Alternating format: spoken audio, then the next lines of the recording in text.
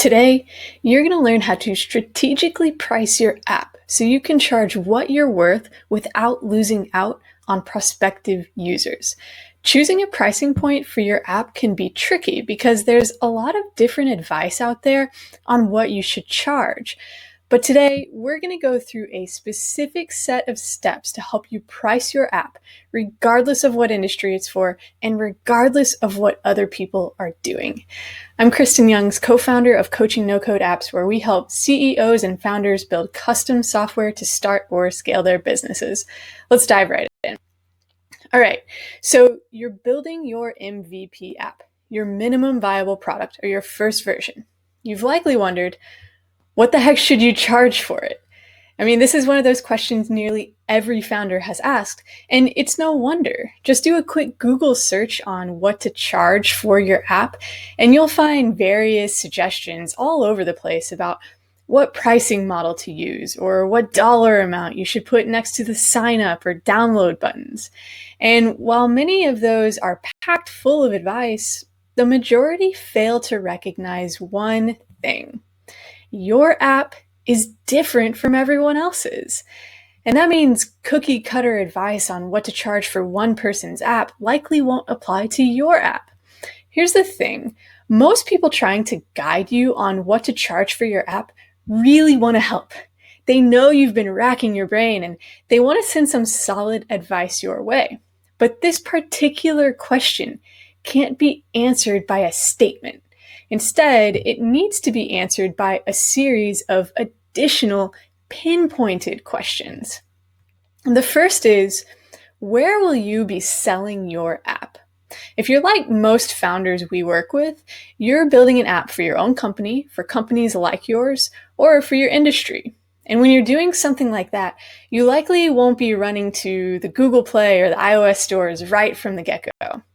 Instead, you'll be doing things like using the app internally, marketing it to colleagues, presenting it to management or investors, pitching to teams in your industry, pitching to clients, adding it to your own customer-facing sales funnel, presenting it at industry trade shows, and much, much more. Sure, you might eventually want to turn the app into a hybrid where you can market it in the app stores, but for now, your marketing and sales efforts will likely be directed elsewhere.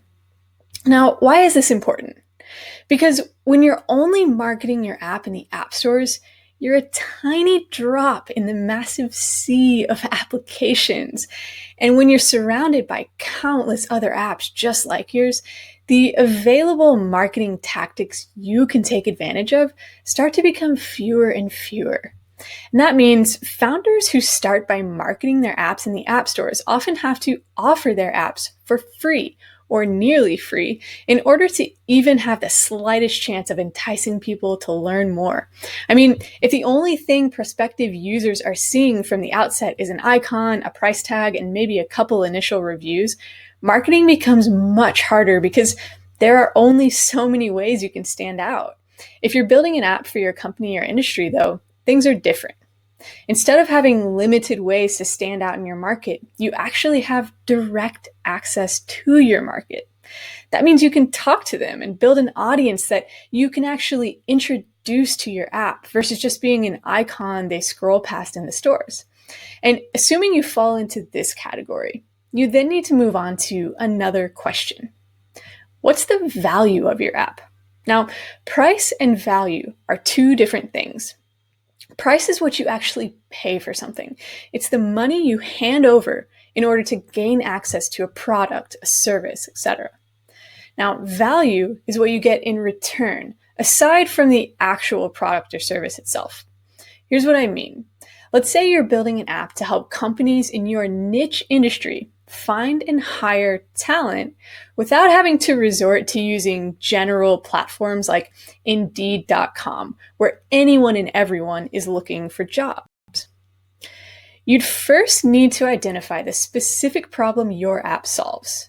Now, in this example scenario, let's say companies in your niche industry are currently having to use job platforms like Indeed, which are really generalized. And because of that, those companies are having to designate employees to scout out candidates and follow up with them to get the necessary information, their qualifications, and more. And interview rounds are long and tedious, and they often end in poor hiring decisions. Now, once you've identified the problem, which is what we just went over, you need to identify the specific solution you're providing. Now, with your app, those companies will be able to automate the process their employees are currently handling, and then assign those employees to other money-making tasks instead. Okay, so once you have those two aspects figured out, you'll need to then ask yourself another question. How much time, resources, and money could those companies save by using your app? And with all the time, resources, and money they save, how much more could they turn around and make by simply being able to focus their efforts on more important parts of their business? When you can find that number, whether it's a dollar amount, a number of hours, etc., you'll have the value of your app. Now, going back to our example scenario, let's say the app will save the average company's employee 5 hours a day. And let's say you're paying that employee an average salary of $30 an hour. Now, if the employee is spending 5 hours a day, 5 days a week, and 4 weeks per month doing their hiring tasks, your app could potentially save that company $3,000 a month, right? By having an app to handle the work instead. Now, to look at it a different way, instead of calculating the savings on replacing an employee altogether, let's say that same employee could actually be used to train new employees instead of spending all their time vetting prospective hires using generalized job sites. Now, if the average time it takes to train a new employee for a company is 12 weeks with the current systems that company has in place, but by assigning a designated employee to the training, they're able to cut that time in half and lower it down to 6 weeks. That means the company could be assigning their new employees to money-making activities 6 weeks earlier than normal. And if every new employee averages a revenue boost of $4,000 per month for the company, that would mean each new employee could bring an extra $6,000 into the company during their job lifetime. And if that company could use your app to hire 4 employees per year, they could potentially stand to make $24,000 more on an annual basis. And let's say your app costs $4,000 a year for the company to use. That means they'd be spending $4,000 a year to make a return of $20,000 a year. Now, I know we're just talking about hypothetical situations and we're using just an example app scenario. But let me ask you, would you spend $4,000 if you knew you'd make $20,000 back? As you can see, the value of your app is different from the price. The value is the return your users get from investing in your app, whether that's more time, more money, extra resources, or something else. The price is what they're willing to pay to get that return. Now, this begs another question. How do you actually figure out the value of your app? This is when it helps to be building an app for your own industry. See, if you're building an app based on a random idea you had, but it's not related to your life or your job in any way, figuring out the true value of your app can be a lengthy process because you don't have any personal experience with the problem you're solving, and you also don't have any connections to other people experiencing the problem either. And in that case, extensive research, surveys, focus groups, interviews, and more may be required. If, however, you're building an app that solves a problem you yourself have faced, or that people you're acquainted with have faced, you already have a major jump start. If you personally experience the problem your app solves, and in this case, you might be building the app for yourself and then for other users or companies like yours down the road, it's as simple as asking yourself how much time, money, or resources you'll save by replacing your current processes with an app. And then by asking yourself how much your life, your job, could be improved with all the time, money, and resources you're able to save. What is that worth to you? If you don't personally experience the problem your app solves, but the connections in your industry do, you also have a major leg up. All you have to do is reach out and talk to them. Talk to your colleagues, your management, investment teams, clients, customers, employees, and more, and get their feedback. Just like those people should help dictate the features you build into your app, they should also dictate how you price the app. Let them help you understand the value your app can provide. And not only that, but how much they would be willing to pay in order to receive that value too.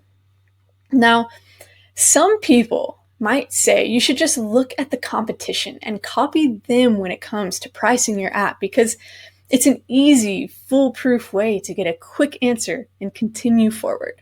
And while that can be true to a certain extent, it can be hard to use that approach when you're building an app for your own industry because there might not actually be others like it already in existence. Or your app might be so niche and custom that competitors might require something like a demo call in order to learn their pricing, which you might not want to do. Or maybe there are other apps like yours, but they're for different industries, which means the value they bring could be vastly different. Now, if there are direct competitor apps on the market, getting a gauge for their pricing can be helpful to prevent pricing yourself way too low and missing out on lots of opportunities, or pricing yourself way too high and missing out on other opportunities. However, be careful not to fall into the trap of letting pricing be the only distinguishing factor of the solution you provide. If you're building an app similar to many others like yours, and the only edge you have over everyone else is your price, that means anytime someone new comes on the market at a lower price point, you'll lose all your customers. And there will always be someone willing to price themselves lower. Instead, if there are direct competitors in the market, you can use their pricing as a gauge on a general starting point. I mean, after all, if they have paying user bases, it means they've likely done a lot of the legwork involved in pricing. But make sure to go through the processes we've been going over too, because relying on this alone could cause you to miss out on countless growth opportunities without ever realizing it. I mean, what if the company you're using as a gauge didn't do enough research? So after all that, what's really different about this approach to pricing?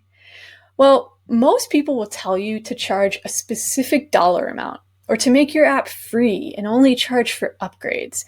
And sure, those tactics might work well in some scenarios, but giving specific advice like this without any of the critical background details required will leave you spinning your wheels and potentially wasting your efforts. It's like someone looking to buy a home in New York City, asking their friend who lives in Indiana what they think their home budget should be. Now, considering the average home sells for $1 million in NYC compared to the $180,000 in Indiana, that friend's budget advice probably wouldn't be all that accurate or helpful. Instead of looking for the general consensus, dig deeper. Let your prospective users and target market help you discover the value of your app and continue by letting them help you find an initial price point. And once you have that, you can begin to test. And just like you should test all your MVP app's features for user feedback, you should do that with pricing and your pricing model too. You'll never know for sure until you ask, try, and test. If you do those things, you'll be substantially ahead of the game with a solid foundation under your feet. All right, I hope that helped you learn a new strategy for pricing your app. With the steps we went over, you should be able to find the value of your app and price based on that versus on someone else's generalized advice. If you learned something new today, go ahead and click the subscribe button right below this video so you can stay updated on every new video released. And if you want to take this way further, head to coachingnocodeapps.com and sign up for our extended training series. It's completely free. Thanks for watching and see you in the next one.